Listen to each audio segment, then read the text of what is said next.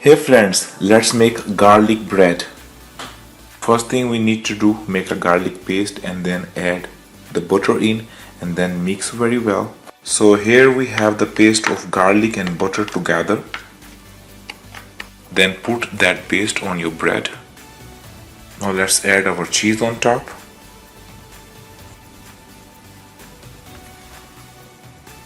Put some crushed red pepper if you want. It's optional. If you don't like, don't put. Some oregano.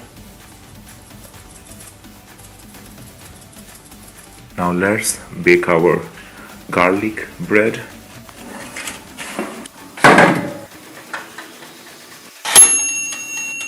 So here we go. Our garlic bread is ready.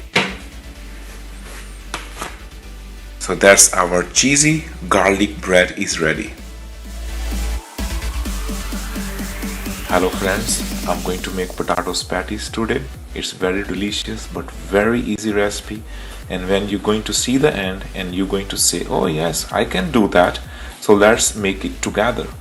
So I'm using 4 boiled potatoes. Let's smash them. So our potatoes are mashed very good.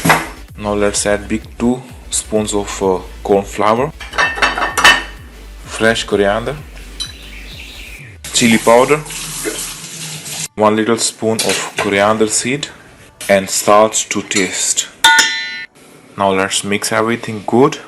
So our potatoes mixed very good. Now let's put some oil on your hands.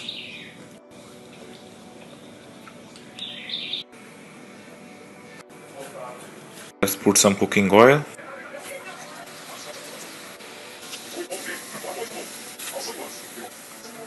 So perfect potato patties are ready.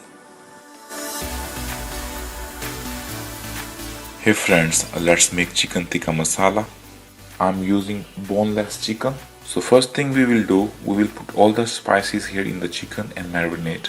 First of all, we will need lemon juice, turmeric powder, coriander seed, garlic powder, salt to taste, red chili powder, and some black pepper. Now let's mix everything well. Let's marinate for 30 minutes. So our chicken is done marinating. Now let's start making chicken tikka masala. 1 cup of cooking oil.